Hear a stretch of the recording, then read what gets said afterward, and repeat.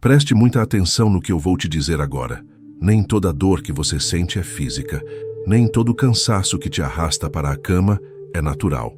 Algumas dessas dores, algumas dessas fraquezas foram planejadas, arquitetadas em um altar de escuridão com um único propósito: enfraquecer o seu corpo para silenciar a sua oração. Existe uma guerra invisível acontecendo pela sua voz, e o campo de batalha escolhido pelo inimigo, muitas vezes, é o seu próprio corpo. Ele sabe que se conseguir te prender na dor, se conseguir te afogar no cansaço, ele pode te impedir de se levantar em oração. Hoje, nós vamos expor essa estratégia. Eu vou te revelar como a bruxaria e os ataques espirituais usam o seu corpo como um portal para calar a sua fé.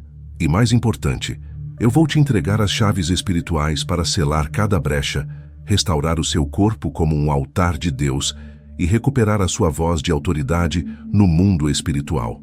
Esta não é uma mensagem comum. É um manual de guerra para os dias que estamos vivendo. Antes de mergulharmos fundo nesta revelação, se você está pronto para fechar as portas que o inimigo tem usado contra você, deixe o seu like como um sinal da sua decisão. E me diga nos comentários de qual cidade, estado ou país você está se levantando em guerra hoje. Quero saber de onde o nosso exército está se erguendo. Sua presença é importante. Agora, prepare o seu espírito. Vamos começar. Parte 1. O diagnóstico espiritual. O ataque invisível. Vamos direto ao ponto. Você já se sentiu exausto sem motivo aparente? Já sentiu dores que mudam de lugar, que os médicos não conseguem diagnosticar? Um peso nos ombros, uma névoa mental que te impede de raciocinar, de orar, de ler a palavra? Muitos acreditam que a guerra espiritual acontece apenas no nível da mente ou das circunstâncias. Mas a verdade, uma verdade que o inimigo tem trabalhado para ocultar, é que o primeiro fronte de batalha é o seu corpo físico. Pense comigo, por que o apóstolo Paulo nos instrui a apresentar nosso corpo como sacrifício vivo, santo e agradável a Deus? Porque o corpo não é uma casca descartável. Ele é o templo do Espírito Santo. Ele é um altar, e todo altar pode ser tanto consagrado à luz quanto profanado pelas trevas. O que você precisa entender é que antes de alguém cair espiritualmente, o corpo começa a dar os sinais. Antes da sua fé esfriar, seu corpo começa a sentir o peso. Antes da sua oração cessar, seu corpo começa a doer. É uma estratégia. O inimigo sabe que um espírito disposto não consegue ir muito longe se a carne estiver fraca, doente e cansada. Ele usa a enfermidade como uma mordaça. Veja bem, não estou dizendo que toda e qualquer doença é um ataque espiritual direto. Temos que ter sabedoria e equilíbrio, mas estou afirmando com toda-se autoridade que existem doenças que não são apenas biológicas, mas espiritualmente induzidas. Elas são projetadas com um propósito: te distrair, te drenar e, finalmente, silenciar a sua voz. É por isso que muitas vezes, quando você decide jejuar, uma dor de cabeça insuportável aparece. Quando você decide passar a madrugada em oração, um cansaço avassalador te derruba. Quando você está prestes a receber uma revelação ou um direcionamento, uma confusão mental se instala. Isso não é coincidência, é resistência. Quando o inimigo não consegue te parar no espírito, ele tenta desesperadamente te parar no corpo. Ele sabe que se o templo estiver abalado, o sacerdote que habita dentro dele terá dificuldade para ministrar. E você, como filho e filha de Deus, é um sacerdote real. A sua vida de oração é o seu ministério diante do trono. Parte 2. A anatomia do ataque. Como a bruxaria encontra uma entrada. Agora você pode estar se perguntando, mas como isso acontece? Como o inimigo ganha acesso ao meu corpo? A resposta é mais simples e mais profunda do que se imagina. Imagine seu corpo como uma casa espiritual. O Espírito Santo habita nela, mas toda casa tem portas e janelas. Toda casa pode ter rachaduras no telhado ou na fundação. Essas rachaduras são as brechas. O inimigo não tem autoridade para simplesmente arrombar a porta da sua vida. Ele precisa de uma legalidade, de um acesso, de uma brecha. E é aqui que a estratégia dele se torna minuciosa e paciente. Ele não vem com um terremoto para destruir a casa de uma vez. Ele age como uma infiltração, um gotejamento constante que, com o tempo, apodrece a estrutura, mofa as paredes e torna o ambiente inabitável. Essas brechas, essas rachaduras, são criadas por nós, muitas vezes sem percebermos. Vamos listar algumas das principais. A brecha da amargura e da falta de perdão. Guardar mágoa é como beber um veneno espiritual todos os dias. A falta de perdão cria uma raiz de amargura que adoece a alma e, consequentemente, o corpo. A Bíblia diz em Hebreus 12 que a raiz de amargura contamina a muitos. E essa contaminação começa por dentro, drenando sua energia espiritual e tornando seu corpo um alvo fácil para dores e inflamações. A brecha do cansaço e do esgotamento. Viver em um ritmo frenético, sem descanso, sem respeitar os limites do seu corpo, é deixar a porta da frente da sua casa escancarada. O inimigo ama um soldado exausto. Um corpo cansado tem o sistema imunológico físico e espiritual baixo. A sua capacidade de discernir, de resistir, de orar com fervor, diminui drasticamente. É por isso que a bruxaria não precisa te matar. Basta te cansar até que você desista da guerra. A brecha das palavras negativas. A sua boca tem o poder de vida e de morte. Cada vez que você diz, eu não aguento mais, essa dor está acabando comigo, eu nunca vou sarar, você está profetizando contra o seu próprio templo. Você está dando ao inimigo a permissão para que aquela palavra se materialize. Você está abrindo portais de fraqueza com a sua própria confissão. A brecha da alimentação descuidada e dos vícios. Cuidar do seu corpo é um ato espiritual. Ignorá-lo é dar munição ao inimigo. Uma alimentação que enfraquece seu corpo torna sua mente mais vulnerável. Vícios, sejam eles quais forem, são altares de adoração a entidades que buscam drenar sua vida. Uma vez que a brecha é encontrada, o ataque se desenrola em estágios, como uma escada descendente. Primeiro, o cansaço mental. Tudo começa na mente. Pensamentos de derrota, uma sensação de exaustão sem causa física, dificuldade de concentração na palavra, esquecimento das promessas de Deus. Uma névoa que te impede de ver com clareza espiritual. Depois, a fraqueza emocional. Aquele cansaço mental começa a descer para o coração. A vontade de orar diminui. Você se sente espiritualmente pesado, desanimado. A alegria da salvação parece distante. Você começa a se isolar, a sentir uma tristeza que não sabe de onde vem. Por fim, o adoecimento físico. O que estava na mente e na alma, agora se manifesta no corpo. Dores de cabeça persistentes, problemas digestivos, dores nas costas e nas articulações, insônia ou sono perturbado. Acordar constantemente às 3 da manhã, por exemplo, não é normal. É um sinal de que o altar da noite está sendo perturbado e você está sendo chamado à oração. Percebe a progressão? É intencional. O objetivo final é claro: prender você na dor do seu corpo para que você se esqueça da autoridade do seu espírito. É como um soldado em uma guerra. Se a sua armadura está danificada e seu corpo está ferido, como você poderá empunhar a espada? Assim como um soldado ferido não consegue empunhar sua espada, um corpo cansado não consegue sustentar uma alma em guerra. Parte 3. O último estágio: a guerra dentro da sua mente. Agora chegamos ao ponto mais crítico, a estratégia mais perigosa do inimigo. Depois de enfraquecer seu corpo e suas emoções, ele lança o ataque final, que não acontece no mundo físico, mas dentro da sua cabeça. Ele começa a plantar ideias, a sussurrar mentiras que parecem ser seus próprios pensamentos. Ele diz: você não vai melhorar. Deus te esqueceu. Ele não está ouvindo sua oração. Esse cansaço é normal, é da idade. Aceite. Sua oração não funciona. Por que continuar tentando? Este é o último estágio da guerra. É quando a pessoa começa a concordar com o mal. É quando a vítima começa a se ver como vítima e não como guerreira. Muitos, no mundo espiritual, já estão livres da enfermidade.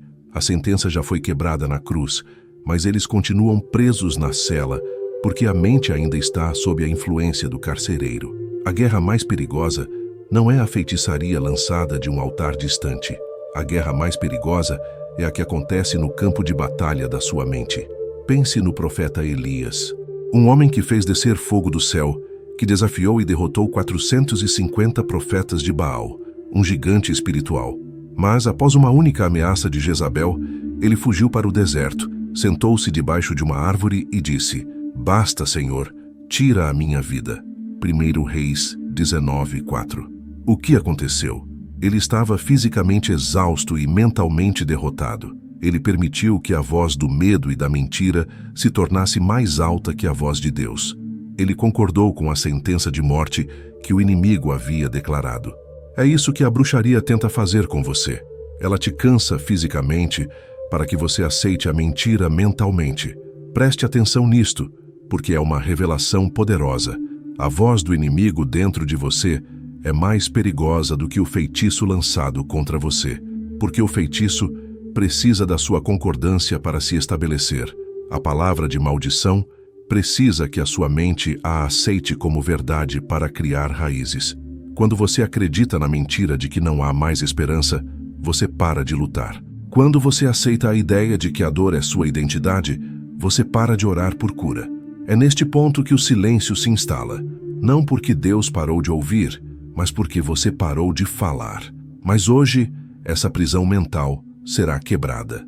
Parte 4. A restauração do altar. A cura começa por dentro. Se o seu corpo foi usado como um campo de batalha, agora ele será transformado em um altar de restauração. A cura não começa de fora para dentro, mas de dentro para fora. Você precisa entender que o seu corpo é um altar vivo, e todo altar precisa ser consagrado, purificado e ativado. Então, como fazemos isso? Como expulsamos o inimigo e reconstruímos o templo? Com ações espirituais intencionais e práticas. Primeiro, vamos ao jejum e à oração focados. O jejum não muda Deus, ele muda você. Quando você jejua, você está dizendo ao seu corpo: você não está no comando. Minha carne não dita as regras. O meu espírito, conectado ao Espírito de Deus, é quem governa. Jejum quebra o poder da carne e afia a sua sensibilidade espiritual. Separe um dia ou parte de um dia e consagre um jejum com um propósito claro. Senhor, eu jejuo pela restauração do meu templo, pela purificação do meu corpo de todo ataque espiritual. E ore especificamente sobre isso. Segundo, a consagração com óleo. O óleo na Bíblia é um símbolo poderoso da unção e da presença do Espírito Santo. Ele simboliza separação, consagração para um propósito divino. Pegue um pouco de azeite de oliva, ore sobre ele, peça para que Deus o santifique para este propósito.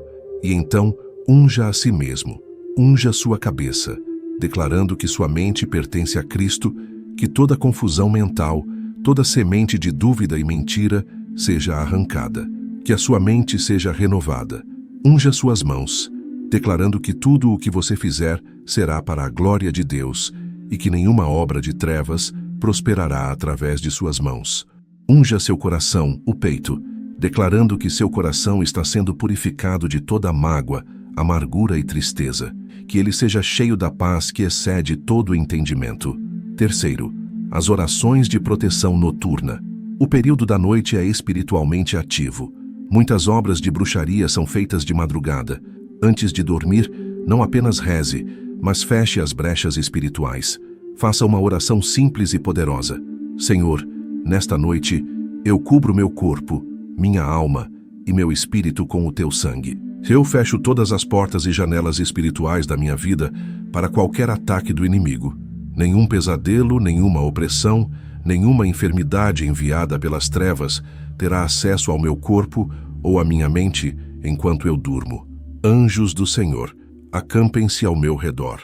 Quarto, use a palavra como arma de cura. Os salmos restauradores são como mísseis espirituais. Salmo 91. Ore este salmo em voz alta sobre sua vida. É uma declaração de proteção divina contra pragas, pestes e armadilhas. Salmo 103. Este salmo diz: Ele é quem perdoa todas as tuas iniquidades, quem sara todas as tuas enfermidades. Declare isso sobre o seu corpo. Salmo 51. Use este salmo para pedir purificação. Cria em mim, ó Deus, um coração puro e renova em mim um espírito reto. Cada uma dessas práticas é um tijolo que você usa para reconstruir o altar. Cada oração é a argamassa que sela as rachaduras. Cada ato de fé é o fogo que purifica o altar. Lembre-se, Cada célula do seu corpo pode e deve ser reconectada ao altar de Deus. E eu quero liberar uma palavra profética sobre você agora. Onde o inimigo tentou colocar fraqueza, Deus vai colocar força. Onde havia dor, Deus vai reconstruir o templo. Parte 5. O despertar, recuperando a sua voz. Quando o corpo é realinhado ao espírito, quando o altar é purificado e reconsagrado, algo milagroso acontece. O poder da sua oração retorna. A sua voz, que o inimigo tanto lutou para silenciar, começa a ecoar novamente no mundo espiritual.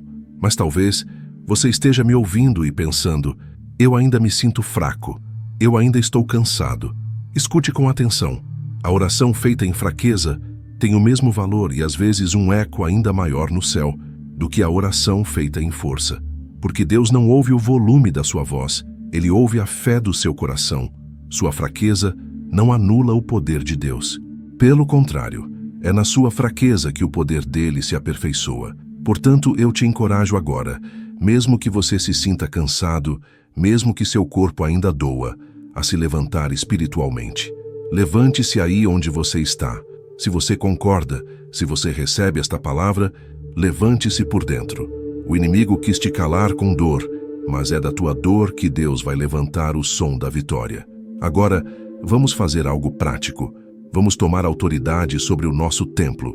Onde quer que você esteja, eu quero que você coloque a mão sobre o seu corpo. Pode ser sobre a cabeça, sobre o peito ou sobre a área onde você sente dor. E vamos orar juntos. Feche seus olhos e repita comigo com fé. Pai, em nome de Jesus, eu me apresento diante de Ti. Eu reconheço que o meu corpo é templo do Teu Espírito Santo. Eu peço perdão por toda a brecha que eu abri, pela falta de perdão, pelas palavras negativas, pelo descuido. Neste momento, eu fecho cada uma dessas brechas com o sangue de Jesus. Eu renuncio a todo cansaço espiritual, a toda dor enviada, a toda enfermidade plantada para silenciar a minha voz. Coloco minha mão sobre meu corpo e declaro: meu corpo é templo de Deus, e nenhuma bruxaria, nenhum feitiço, nenhuma maldição tem poder sobre mim. Toda sentença das trevas contra a minha saúde, eu declaro nula e sem efeito. Eu ordeno que toda dor, toda fraqueza, toda opressão, saia do meu corpo agora em nome de Jesus. Eu declaro cura, desde o alto da minha cabeça até a planta dos meus pés. Eu declaro força, vigor e a restauração do altar da minha vida. Meu corpo é para o Senhor, e o Senhor é para o meu corpo. Amém. Agora, para selar esta vitória, eu quero te dar uma última instrução. O mundo espiritual responde a declarações de fé. Então eu quero que você vá agora mesmo aos comentários e declare esta frase de vitória. Meu corpo é templo de Deus. Minha voz não será silenciada. Ao escrever isso, você não está apenas comentando em um vídeo.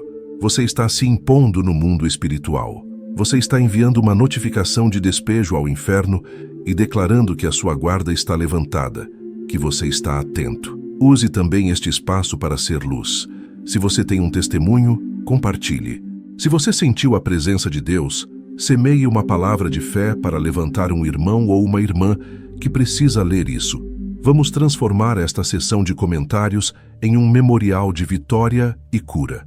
E se esta mensagem fortaleceu o seu espírito, inscreva-se no canal para receber conteúdo de guerra espiritual como este todos os dias e compartilhe este vídeo. Há alguém que você conhece que está sofrendo em silêncio e esta mensagem pode ser a chave para a libertação dessa pessoa. Lembre-se sempre, eles sussurraram que a sua dor te faria cair, mas não sabiam que você aprenderia a orar de joelhos. Agora levante-se. A guerra continua, mas o seu altar foi restaurado